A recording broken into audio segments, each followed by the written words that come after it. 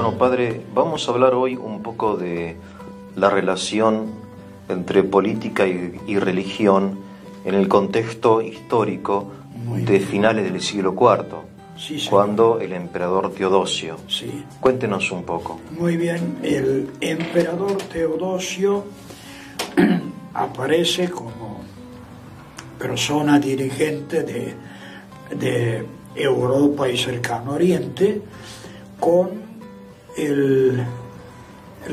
con ser instalado por las tropas emperador romano de Oriente, año 379.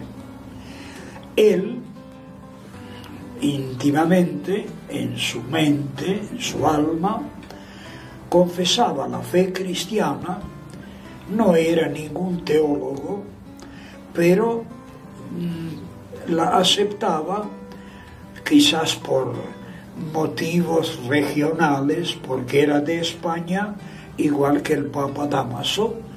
Repetía siempre que su fe es la fe del Papa Dámaso, y punto. O sea, él, Teodosio, digamos, no era un teólogo, entendía poco acerca de cuestiones acerca de la persona, de la naturaleza, de la hipóstasis, homoousios y todo eso, pero él decidió que su fe es la fe de Dámaso. De Dámaso. Dámaso era el Papa. El Papa. Aparte, ambos eran españoles, eran paisanos, ambos digamos. eran de origen español. Claro, que lo hacía más cercanos todavía. Sí. Qué interesante. Y él cae al oriente como Augusto emperador y se encuentra con que la mayoría era más bien arriana. Entonces decide acabar con el arrianismo. Padre, vamos a recordar qué es el arrianismo en dos palabras. Bueno, el arrianismo es explicar la divinidad del hombre Jesús de Nazaret a través de la concepción helénica, platónica sobre todo, por la cual Dios forma el mundo a través de un personaje intermedio o intermediario que era semidivino, ¿no? El demiurgo de Platón, una cosa así. Exacto, entre Dios y la creación. Entonces Jesús sería algo, un ente indefinido que tendría algo de divino, pero que no era efectivamente hijo de Dios como Dámaso y otros iguales a él lo confesaban. O sea que para el arrianismo, en una palabra, Cristo no era Dios, no era hijo de Dios, sino que era una divinidad, pero secundaria, creada. Sí, un intermediario. La primera creación de Dios. Sí, entre Dios y las criaturas. En cambio, la doctrina ortodoxa dice que el Padre y yo somos una sola cosa. Eso significa consubstancial, la palabra esta famosa. Lo que define el concilio de Nicea. Consubstancial al Padre. Bien, y cómo entonces habla de que en Cristo se unen dos naturalezas en una persona, creo, algo así dice el dogma, ¿no? Eso dice el dogma. Claro. Pero hasta que se llega con claridad a esa definición, sí, hay que esperar al concilio de Calcedonia. En el siglo V. Bien. Año 449. O sea, casi 100 años después. Sí, señor. Se utilizan estos conceptos de persona, de naturaleza. Ahí se aclara en Calcedonia. Que son tan ya no hay más fundamentales. derecho de discutir. Bien, no. Pero mientras tanto... Y mientras tanto hay que arreglarse. Hay que arreglarse con la terminología que uno tiene.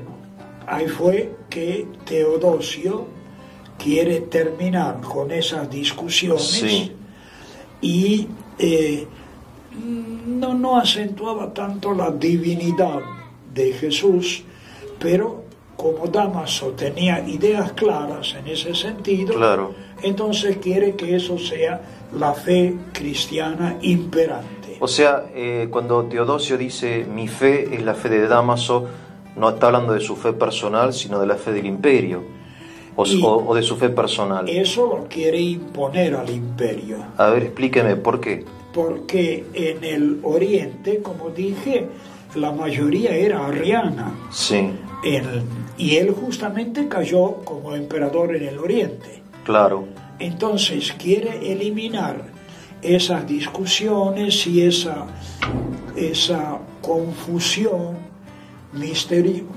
no tanto misteriosa cuanto poco clara del demiurgo, y convoca, para terminar bien en claro, sí, convoca el concilio de Constantinopla, sí, año 381, para que los dirigentes cristianos formulen justamente la fe como es la de Dámaso, aunque Dámaso no lo invitó.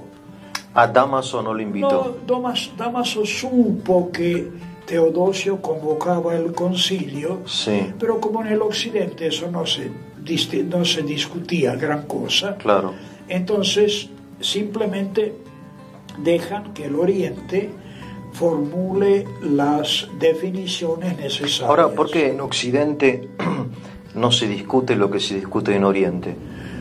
La cultura era bien más baja en los occidentales.